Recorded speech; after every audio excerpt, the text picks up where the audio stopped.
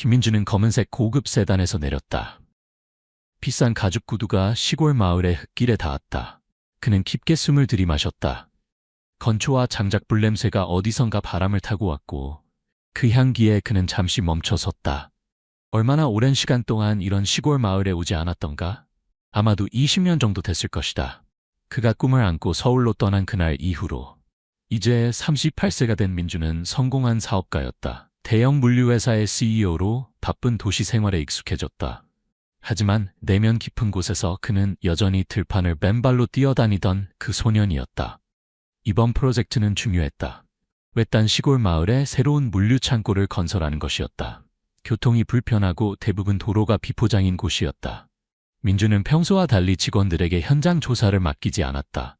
직접 가보고 싶었다.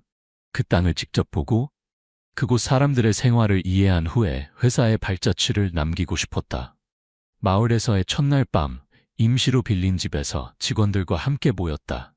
누군가 아침에 시장에 가서 식재료를 사와 직접 요리해 먹자고 제안했다. 민주는 미소 지으며 고개를 끄덕였다. 직원들이 오토바이를 타고 갈 준비를 하자 민주는 갑자기 손을 들어 멈추게 했다. 내가 갈게. 그가 단호하게 말했다. 모두가 평소 정장 차림의 멋진 사장님이 이제 셔츠 소매를 걷어올리고 고급 구두 대신 간단한 슬리퍼를 신은 모습을 신기하게 바라봤다. 시골 공기를 좀 마시고 싶어. 그가 덧붙였다. 시장으로 가는 길은 구불구불했다. 양쪽으로 푸른 농밭과 양철 지붕의 낮은 집들이 있었다. 닭 우는 소리와 아이들의 장난스러운 소리가 민준의 마음을 이상하리만치 가볍게 만들었다.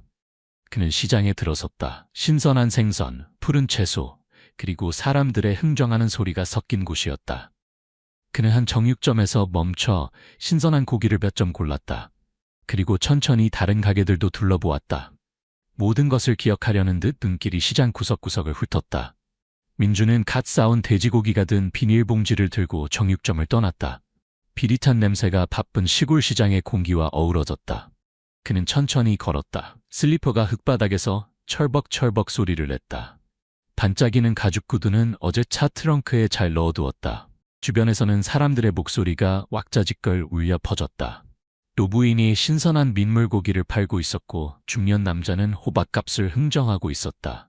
어디선가 아이들의 웃음소리도 들렸다. 이 작은 시장은 크지 않았다. 몇 개의 좌판이 늘어선 정도였지만 단순하면서도 활기찬 생명력이 있었다. 민준이 오랫동안 잊고 지냈던 그런 느낌이었다. 민준은 주변을 둘러보았다. 아침 햇살이 시장 가장자리의 플라타너스 나무 사이로 비쳐 땅바닥에 얼룩덜룩한 그림자를 만들었다. 그는 평소처럼 서두르지 않았다. 필요한 것을 빨리 사서 돌아가는 대신 그는 이 시장의 구석구석을 살펴보고 싶었다. 그는 닭과 오리를 파는 가게를 지나쳤다. 다리가 묶인 수탉들이 꽃기호하고 울었다. 그리고 익은 과일을 파는 좌판을 지나갔다.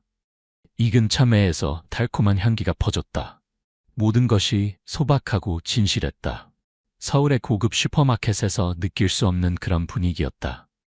민준의 걸음이 시장의 더 작은 구석에 이르렀을 때 느려졌다. 거기서는 몇몇 채소 파는 사람들이 낡은 천 위에 물건을 펼쳐놓고 있었다.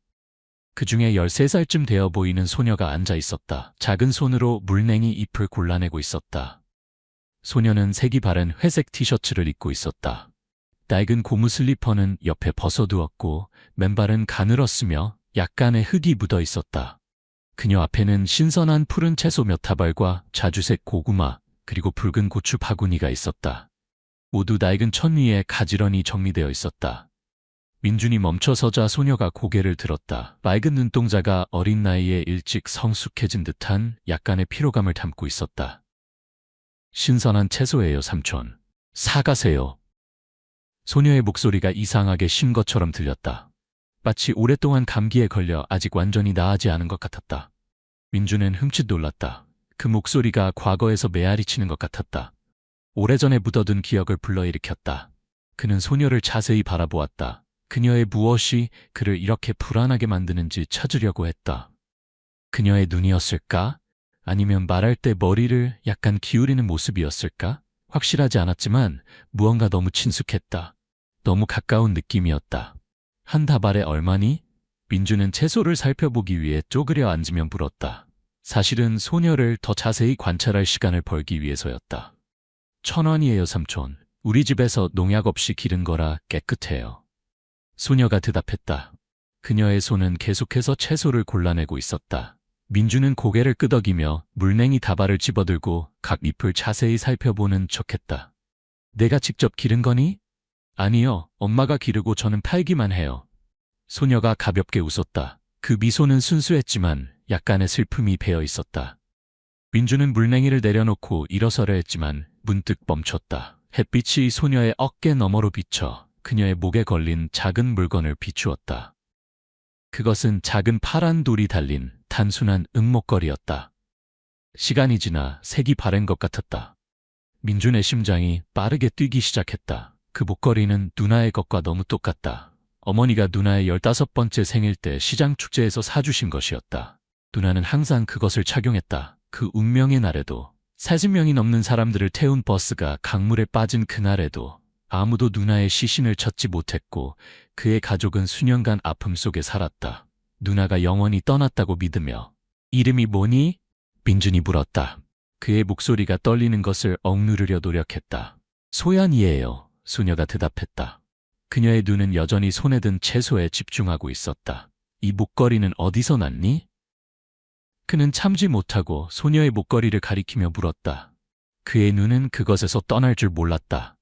소연이가 고개를 들고 손으로 목걸이를 만졌다. 잠시 망설이더니 엄마가 주셨어요 라고 대답했다. 소연의 말은 민준의 가슴을 찌르는 것 같았다. 소녀의 어머니라 불가능했다. 누나 지수는 20년 전에 사라졌다. 만약 살아있다면 이제 40세쯤 될 텐데 13살 소녀와 무슨 관계가 있을까? 아마도 목걸이는 그저 비슷한 것일 뿐이겠지. 그러나 소연의 심 목소리와 그녀가 민준을 바라보는 방식, 모든 것이 그를 혼란스럽게 했다. 부모님은 왜 너를 혼자 여기서 팔게 하시니? 민준이 더 많은 정보를 얻기 위해 물었다. 아버지는 들에 일하러 가셨고 엄마는 집에 계세요. 저는 아침에만 팔다가 학교에 가요. 소연이 차분하게 대답했다. 집이 여기서 가까워? 네, 가까워요. 걸어서 금방이에요. 소연이 고개를 끄덕이며 다시 채소 묶음을 정리하기 시작했다. 민주는 잠시 소연을 바라보았다. 그냥 지나치기에는 이 소녀에게서 느껴지는 무언가가 있었다. 그는 물냉이를 2묶음 더 집어들고 소연에게 돈을 건넸지만 그의 눈은 여전히 목걸이에서 떠나지 않았다. 소연이 몸을 숙여 거스름돈을 찾을 때 민주는 문득 누나 지수의 목소리를 떠올렸다. 특유의 심 목소리. 특히 웃거나 시골 민요를 부를 때면 더 그랬다. 어렸을 때 그는 누나의 목소리가 할머니 같다고 놀렸고 누나는 그저 웃으며 그의 코를 꼬집었다. 커서 보렴. 언니 목소리가 그리울 날이 올 거야. 감사합니다, 삼촌. 소연이 고개를 들어 거스름돈을 건네며 말했다. 민주는 기억에서 깨어나 고개를 끄덕이며 돈을 받았다. 그리고 일어나 돌아섰지만 마음은 무겁게 가라앉았다. 그는 자신이 너무 많은 상상을 하고 있다고 스스로를 타일렀다. 목걸이가 비슷할 수도 있고 목소리도 흔한 특징이 아니었다. 그러나 그가 몇 걸음 떨어졌을 때 소연의 신 목소리가 다시 들렸다. 삼촌, 고기 봉지 두고 가세요. 민준이 돌아보니 소연이 그가 천 위에 놓고 간 비닐봉지를 들고 있었다. 그는 미소 지으며 고마워했지만 소녀의 눈을 다시 바라보았을 때 그는 무언가 중요한 것을 놓치고 있다는 느낌을 떨칠 수 없었다. 혹시 엄마를 만날 수 있을까? 그는 갑자기 물었다. 왜요? 이렇게 신선한 채소에 감사 인사를 하고 싶어서. 소연은 놀란 듯했지만 고개를 끄덕였다. 네, 괜찮아요. 하지만 우리 집은 아주 가난해요. 실망하지 마세요. 나도 시골에서 자랐어. 괜찮아. 민준이 친절하게 대답했다. 그는 이 결정이 자신을 어디로 이끌지 알 수 없었지만 내면에서 강한 직감이 일어났다. 그는 소연의 어머니를 만나야 했다. 그 목걸이와 그 목소리가 단순한 우연인지 아닌지 알아봐야 했다. 그가 소연을 따라 시장을 떠났을 때 앞에 놓인 흙길은 그가 결코 통과할 것이라 생각지 못했던 문을 여는 것 같았다. 민주는 소연을 따라 시장을 빠져나왔다. 한 손에는 고기 봉지를, 다른 손에는 물냉이 묶음을 들고 걸음걸이에 맞춰 흔들었다. 시장에서 나오는 흙길은 구불구불했다. 양쪽으로 울창한 풀들과 기울어진 듬성듬성 자란 버드나무들이 있었다. 이른 아침 햇살이 높이 올라와 나뭇잎 사이로 비쳐 울퉁불퉁한 땅 위에 얼룩덜룩한 빛의 패턴을 만들었다. 시장 소리는 점점 희미해지고 대신 시골 소리가 들려왔다. 논밭을 스치는 바람 소리, 멀리서 들리는 닭 울음소리, 그리고 앞서가는 소연의 발걸음 소리. 집이 멀어? 민준이 둘 사이의 침묵을 깨며 물었다. 멀지 않아요. 저 들판 건너편이면 돼요. 소연이 그 특유의 신 목소리로 대답했다. 그 소리는 여전히 민준의 마음을 뒤흔들었다. 소녀는 빠르고 가볍게 걸었다. 흙이 묻은 맨발이 울퉁불퉁한 길 위에서도 전혀 주저함 없이 움직였다. 민준은 고개를 끄덕이며 주변을 둘러보았다. 오른쪽에는 넓은 논이 펼쳐져 있었다. 싱그러운 벼들이 바람에 흔들려 땅과 하늘의 향기를 품은 듯했다. 왼쪽에는 작은 개울이 흐르고 있었다. 탁한 물 위로 시든 연잎이 드문드문 떠 있었다. 민준은 깊게 숨을 들이마셨다. 마치 어린 시절로 돌아간 듯한 느낌이었다. 누나 지수와 함께 들판을 뛰어다니고 개울에서 물고기를 잡고 누나가 그 특유의 신 목소리로 미녀를 부르던 시절. 그 기억은 세월과 함께 희미해졌다고 생각했지만 이제 놀라울 정도로 선명하게 다시 떠올랐다. 삼촌도 정말 시골에서 자랐어요? 소연이 갑자기 돌아보며 물었다. 그래, 민준이 미소 지으며 대답했다. 그의 눈빛에는 약간의 향수가 담겨 있었다. 예전에는 나도 너처럼 들에도 나고 시장에서 채소도 팔았어. 하지만 지금은 서울에 살아서 시골에 잘 오지 않아. 서울이 재밌어요? 소연의 눈이 호기심으로 반짝였다. 재미있긴 한데 아주 바빠 여기처럼 여유롭지 않아. 민준이 조금 침울한 목소리로 대답했다. 그는 소연을 바라보며 자신이 한때 가졌던 순수함을 소녀에게서 발견했다. 그것은 도시 생활이 그를 돈과 명예의 소용돌이 속으로 끌어들이기 전의 순수함이었다. 길은 점점 좁아져 작은 대나무 다리로 이어졌다. 다리는 개울 위에 놓여 있었다. 오래되어 썩은 대나무가 발걸음 아래서 삐걱삐걱 소리를 냈다. 소연은 고양이처럼 가볍게 다리를 건넜다. 민주는 더 조심스럽게 흔들리는 난간을 잡으며 건넜다. 이 다리 오래된 것 같네. 그가 물었다. 네, 제가 어렸을 때부터 있었어요. 비가 많이 오면 물이 불어서 여기를 지나가는 게 위험해요. 소연이 담담하게 대답했다. 민주는 고개를 끄덕였다. 회사의 창고 프로젝트에 대해 생각했다. 만약 이곳에 지어진다면 마을을 위해 뭔가를 해야겠다고 생각했다. 최소한 홍수철의 주민들이 안전하게 건널 수 있는 튼튼한 다리라도. 하지만 그 생각은 소연이 앞을 가리키며 말할 때 중단되었다. 저기예요. 우리 집. 민준의 눈앞에 작은 집이 나타났다. 양철 지붕의 흑벽 집이었고 벽에는 금이 가 있었다. 집은 진흙투성이 마당 가운데 자리 잡고 있었다. 현관 옆에는 몇 그루의 바나나 나무가 자라고 있었다. 마른 잎이 땅으로 늘어져 있었다. 한 마리 마른 노란 개가 바나나 나무 아래 웅크리고 있다가 낯선 사람을 보자 약하게 몇 번 짖더니 곧 조용해졌다. 마당 한쪽에는 덩굴 식물이 자라며 잎 사이로 열매가 매달려 있었고 그 옆에는 장작더미가 어지럽게 쌓여 있었다. 모든 것이 가난함을 보여주고 있었지만 시골 가정의 생명력도 느껴졌다. 엄마, 채소산 아저씨가 우리 집에 오셨어요. 소연이 크게 외쳤다. 집 안에서 한 여자가 나왔다. 손에는 젖은 행주를 들고 있었다. 여자는 날씬했고 머리는 뒤로 단정하게 묶여 있었다. 그녀는 빛바랜 전통 상의를 입고 있었다. 그녀가 고개를 들어 민준을 바라볼 때 그는 거의 굳어버렸다. 그 눈은 깊고 따뜻했다. 비록 주름이 패여 있지만 그것은 누나 지수의 눈과 똑같았다.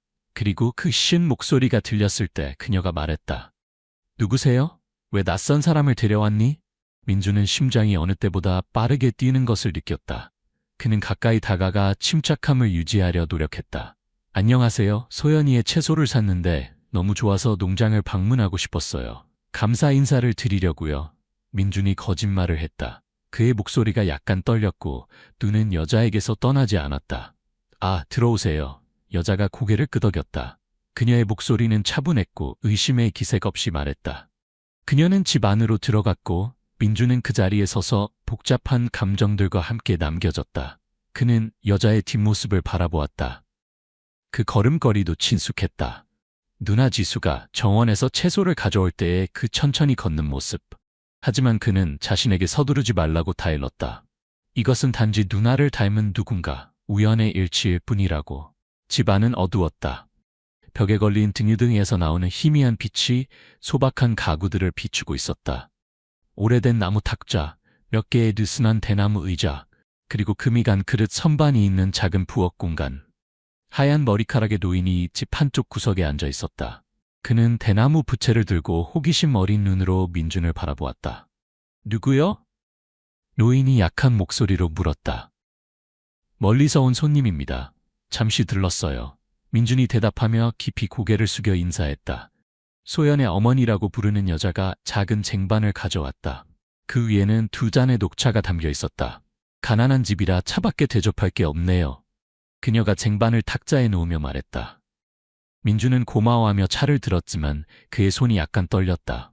그의 눈은 소연에게 돌아갔고 다시 한번 소녀의 목에 걸린 목걸이를 보았다. 파란 돌이 달린 은목걸이. 그는 그것이 누나 지수의 것이라고 확신했다. 그는 침착함을 유지하려 노력하며 너무 많은 감정을 드러내지 않으려 했다. 소연이의 목걸이가 예쁘네요. 민준이 말했다. 그는 여자를 바라보았다. 어머니가 주신 거예요? 여자는 부드럽게 미소 지으며 고개를 끄덕였다. 네, 제가 줬어요. 오랫동안 간직하고 있다가 소연이가 커서 예쁘게 착용하라고 줬죠. 어디서 구하셨어요? 민준이 계속해서 물었다. 그의 목소리는 최대한 자연스럽게 유지하려 노력했다. 여자는 잠시 망설이더니 눈빛이 약간 헤어졌다. 정확히 기억나지 않아요. 아버지 말씀으로는 제가 구조됐을 때부터 목에 걸고 있었대요. 저는 그냥 간직했다가 소연이에게 줬어요. 그 말은 민준의 마음에 번개처럼 충격을 주었다. 그는 소연을 힐끗 보고 다시 소녀의 목에 걸린 목걸이를 바라본 뒤 노인에게 시선을 돌렸다. 구조되셨다고요? 무슨 뜻이죠? 그가 물었다. 노인은 고개를 끄덕이며 약한 목소리로 말했다. 20년도 더 전이지요. 내가 그물을 던지러 갔다가 그 애가 구명조끼에 매달려 떠내려오는 걸 봤어요. 사람들은 버스가 강에 빠져 아무도 살아남지 못했다고 했지만 이 아이는 살아 있었어요. 내가 데려와서 키웠지요. 세연이라는 이름을 지어줬어요. 민주는 머리가 어지러운 것 같았다. 20년 전 강에 빠진 버스. 그날은 바로 누나 지수가 실종된 날이었다. 그는 세연이라 불리는 여자를 바라보았다. 그 마른 얼굴, 높은 콧대, 그리고 그 쉰 목소리. 모든 것이 너무 비슷했다. 목걸이는 이제 소연의 목에 있었고 노인과 세연의 이야기는 그에게 이것이 단순한 우연이 아니라는 확신을 더해주었다. 하지만 의문이 남았다. 만약 이 여자가 누나 지수라면 왜 그녀는 아무것도 기억하지 못하고 왜 가난한 집에 살며 가족을 찾지 않았을까? 죄송해요, 실례지만 민준이 세연을 바라보며 말했다. 그 이전의 기억은 없으세요? 예를 들어 고향이 어디셨는지, 가족은 어땠는지. 세연은 고개를 저었다. 그녀의 눈에 약간의 슬픔이 스쳤다. 아니요, 아무것도 기억나지 않아요. 깨어났을 때 제가 누군지도 몰랐어요. 아버지가 세연이라는 이름을 지어주시고 평화롭게 살길 바란다고 하셨죠. 저도 더 생각하지 않고 그냥 이렇게 살아왔어요. 민주는 노인을 바라보았고 노인은 고개를 끄덕이며 확인해 주었다. 그때 강에서 떠내려오는 걸 봤어요. 구명조끼에 매달려 있었고 매우 약했어요. 내가 데려와 딸처럼 키웠지요. 아무것도 기억하지 못했어요. 나도 많이 묻지 않았고요. 강에 떠내려오셨다고요? 민준이 되풀이했다. 그의 목소리가 떨렸다. 버스에 대해 기억나는 게 있으세요? 아니면 사고 전에 무슨 일이 있었는지? 세연은 눈살을 찌푸리며 기억을 더듬는 듯했지만 곧 고개를 저었다. 아니요. 가끔 물속에서 숨이 막히는 꿈을 꾸긴 하지만 깨면 무슨 꿈인지 기억나지 않아요. 민준은 침묵했다. 그의 가슴이 조여들었다. 물에 대한 꿈. 그것은 그 버스 사고에서 남은 기억 조각일까? 그는 더 묻고 싶었지만 세연을 놀라게 할까봐 조심스러워했다. 그는 소연에게 시선을 돌렸다. 최대한 가벼운 목소리로 물었다. 목걸이를 언제 받았니? 10살 때요. 소연이 대답하며 손으로 목걸이를 만졌다. 엄마가 주셨어요. 예쁘게 착용하라고요? 그 목걸이를 구조됐을 때부터 가지고 계셨던 거예요? 민준이 세연에게 물었다. 네. 세연이 고개를 끄덕였다. 제 몸에 있던 거예요. 어디서 온 건지 모르지만 예뻐서 간직했다가 소연이에게 줬어요. 민준은 고개를 끄덕였다. 그의 확신은 더욱 강해졌다. 세연은 목걸이의 중요성을 모르고 있었다. 그저 흐릿한 과거에서 온 기념품처럼 간직했을 뿐 과거에 대한 본능적인 연결이었을까?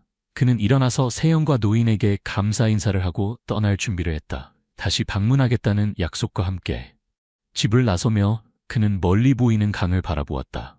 속으로 다짐했다.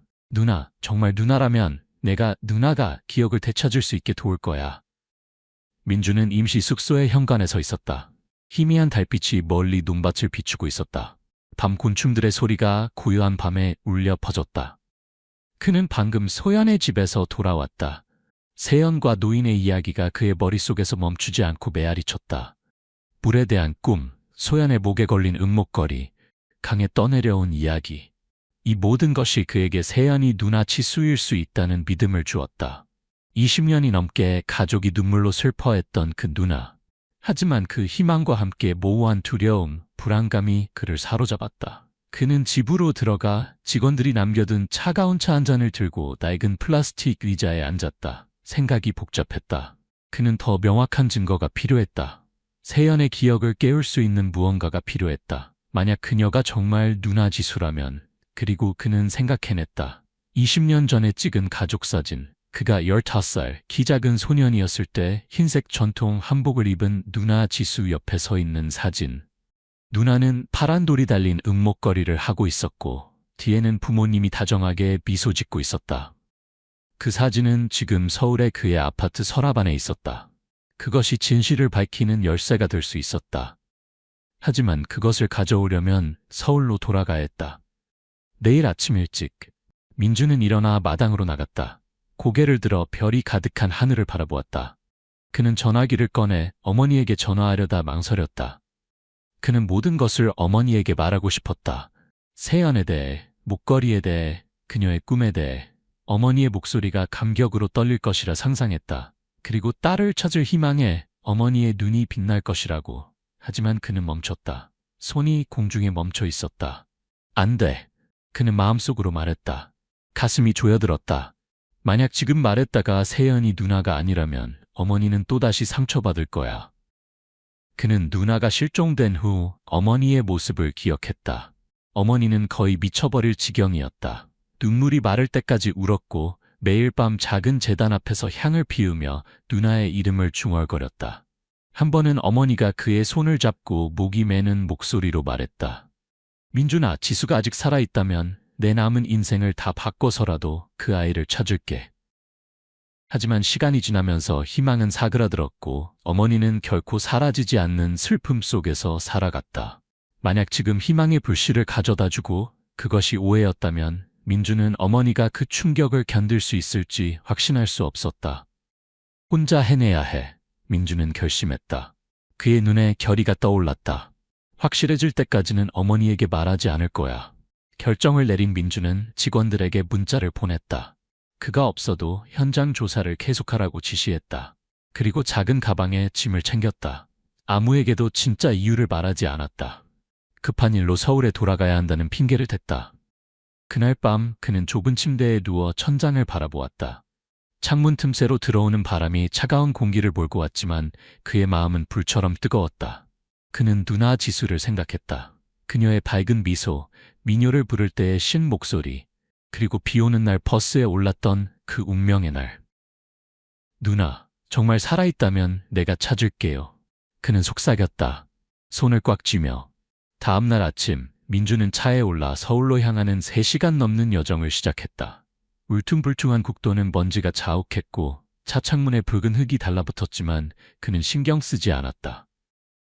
여정 내내 그는 누나가 강한 물살 속에서 구명조끼에 매달려 떠내려가는 모습을 상상했다. 약해진 손으로 필사적으로 생명을 붙잡고 있는 모습을. 그는 누나가 얼마나 무서웠을지, 낯선 사람들 사이에서 깨어나 자신이 누구인지 기억하지 못하는 그 순간 얼마나 외로웠을지 궁금했다. 눈물이 그의 눈가에 맺혔지만 그는 참았다.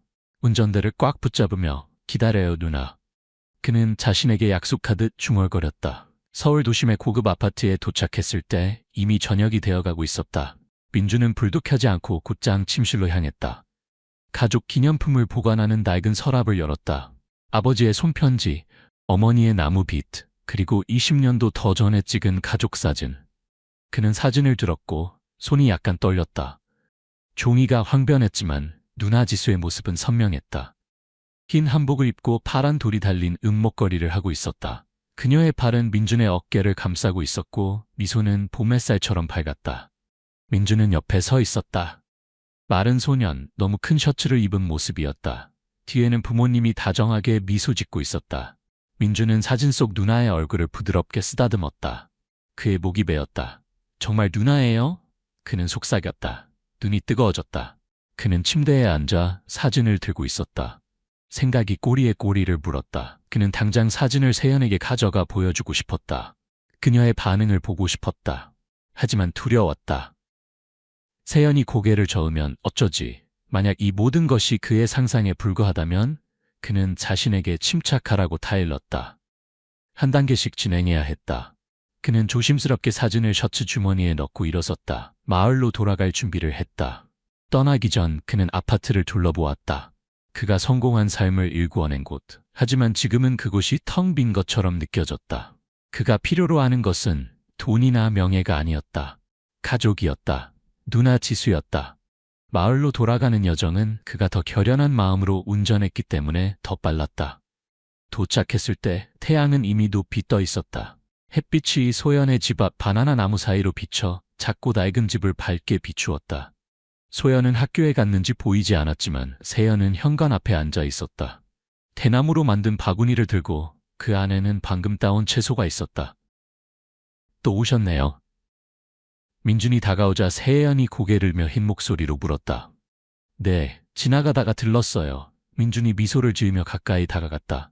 오늘은 언니께 보여드릴 게 있어요. 그는 셔츠 주머니에서 가족 사진을 꺼내 조심스럽게 세연 옆 작은 대나무 탁자 위에 올려놓았다. 세연은 사진을 바라보았다. 그녀의 눈에 약간의 호기심이 스쳤다. 그녀는 사진을 집어들고 인물들을 하나하나 살펴보았다. 은목걸이를 한 젊은 여자, 옆에 서 있는 소년, 그리고 뒤에 있는 부부. 이 사람들은 누구죠? 그녀가 평온한 목소리로 물었다. 제 가족이에요. 오래전에 찍은 사진이죠. 민준이 대답했다. 그의 목소리가 약간 떨렸다. 이 여자분, 언니는 어디서 본 적 있으세요? 세연은 눈썹을 찌푸리며 더 자세히 보았다. 하지만 곧 고개를 저었다. 모르겠어요. 누군가를 닮은 것 같기는 하지만 기억나지 않아요. 민준은 실망했지만 포기하지 않았다. 사진 속 목걸이가 소연이 것과 비슷하지 않나요? 세연은 고개를 끄덕였다. 네, 정말 비슷하네요. 하지만 그것에 대해서도 아무것도 기억나지 않아요. 아버지께서 제가 구조됐을 때부터 목에 걸고 있었다고 하셨어요. 그래서 간직했을 뿐이에요. 민준은 침묵했다. 그의 마음이 무거워졌다. 그는 사진이 세연의 기억을 깨울 것이라 희망했지만 그녀의 기억은 여전히 백지 상태였다.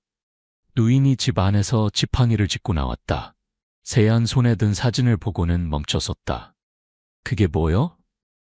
노인이 약한 목소리로 물었다. 제 가족 사진이에요. 민준이 대답하며 일어나 노인에게 인사했다. 할아버지께 여쭤보고 싶은 게 있어요. 세연 씨를 구조하셨을 때 목걸이 말고 다른 것은 없었나요? 노인은 의자에 앉았다. 흐린 눈으로 멀리 바라보며 기억을 더듬는 듯했다. 그때 그 애는 아주 약했어요. 옷은 다 찢어지고 목걸이 외에는 맞다, 작은 손수건이 있었어요. 글자가 수놓아져 있었는데 난 읽을 수 없었어요. 그래서 사위 용우에게 줬어요. 중요하지 않다고 생각해서요. 손수건이요? 민준이 되풀이했다. 심장이 빠르게 뛰기 시작했다. 어떻게 생겼는지 기억하세요?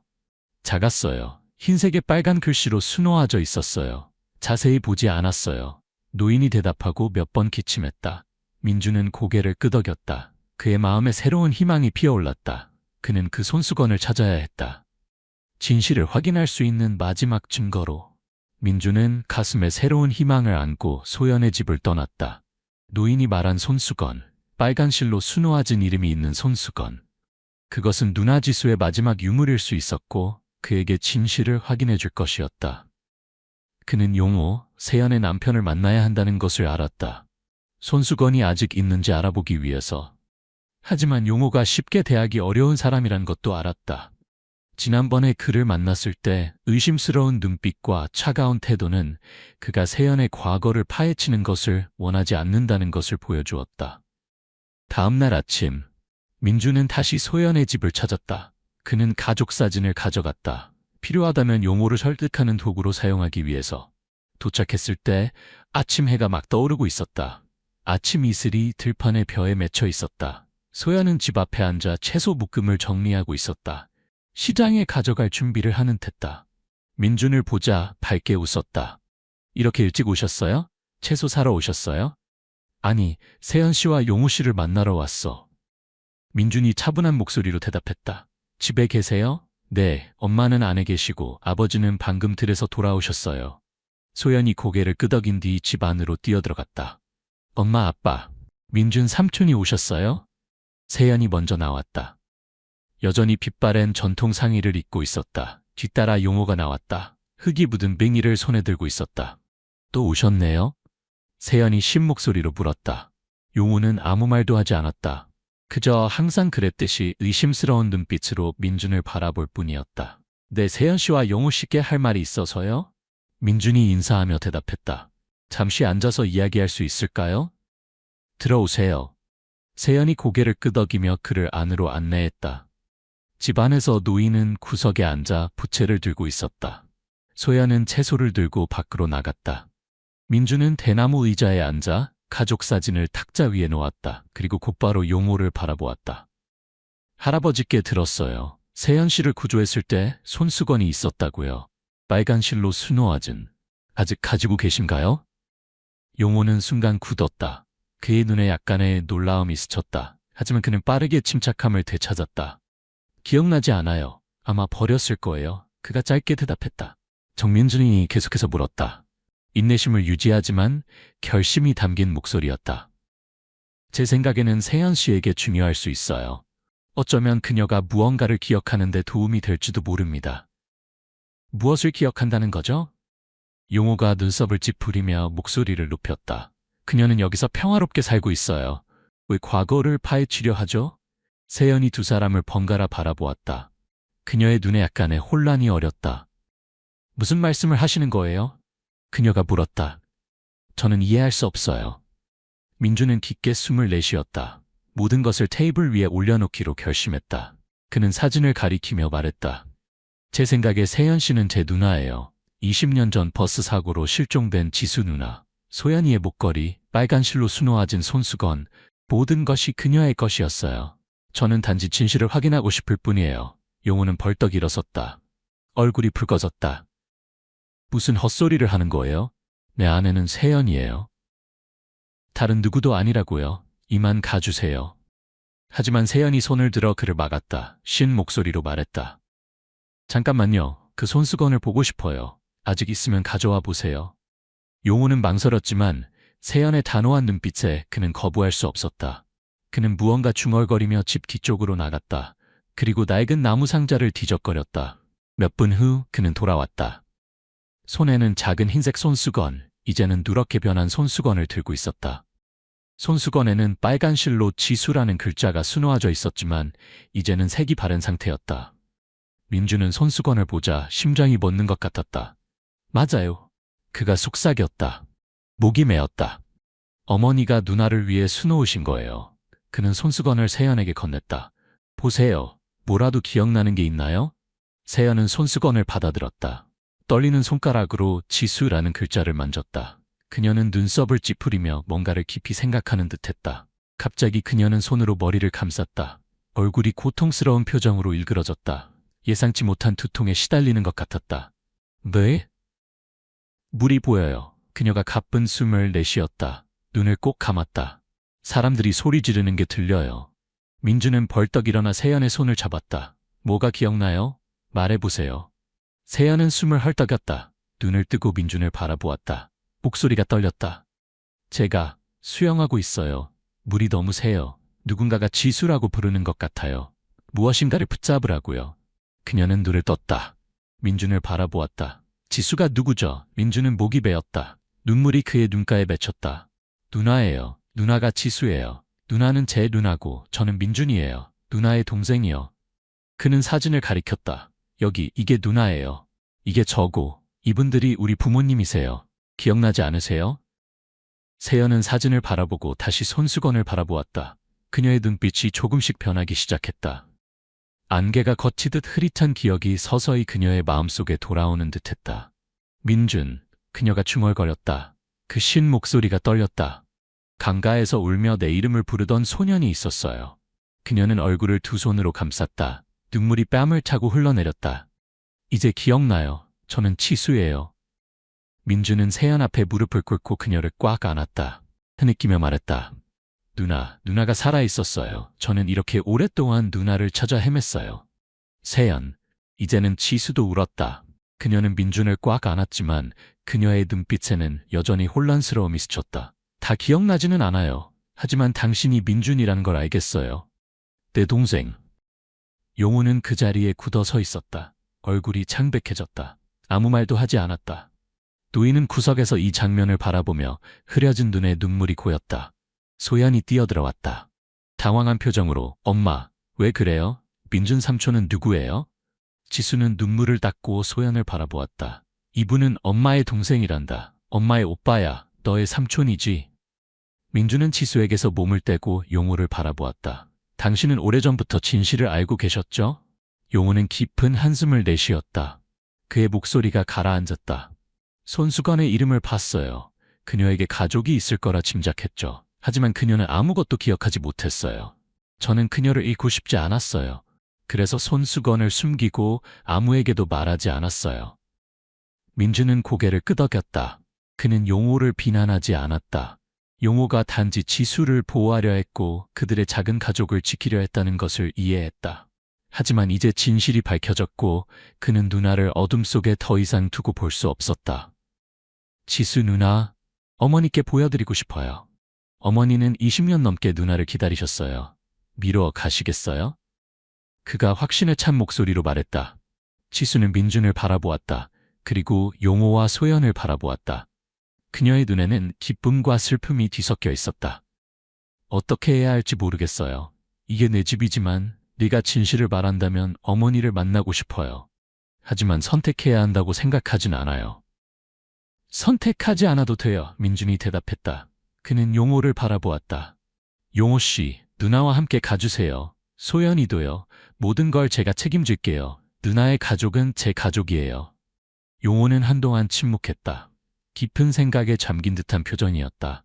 그는 지수를 바라보고 다시 소연을 바라보았다. 마침내 그는 고개를 끄덕였다. 그녀가 원한다면 막지 않겠어요. 하지만 저는 도시 생활에 익숙하지 않아요. 그녀가 행복하길 바랄 뿐이에요. 일단 가보죠.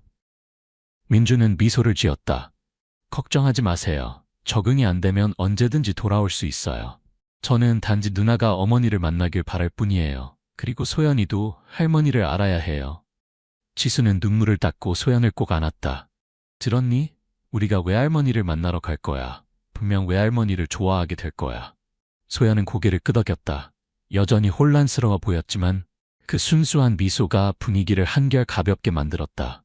노인은 구석에서 가볍게 기침을 하며 약한 목소리로 말했다. 가렴. 난 늙었으니 여기 있을게. 하지만 날 잊지 말고 돌아와 보거라.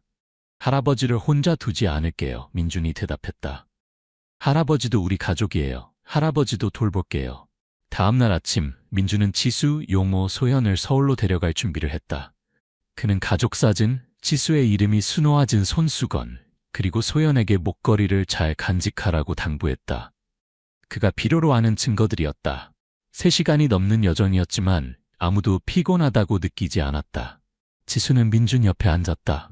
손에는 손수건을 들고 눈은 먼 곳을 바라보고 있었다. 마치 흩어진 기억의 조각을 맞추려는 듯했다. 용호는 뒷좌석에 앉아 조용히 창밖을 바라보았고 소연은 끊임없이 도시에 대해 물었다. 민준은 미소 지었다. 그의 마음은 그 어느 때보다 가벼웠다.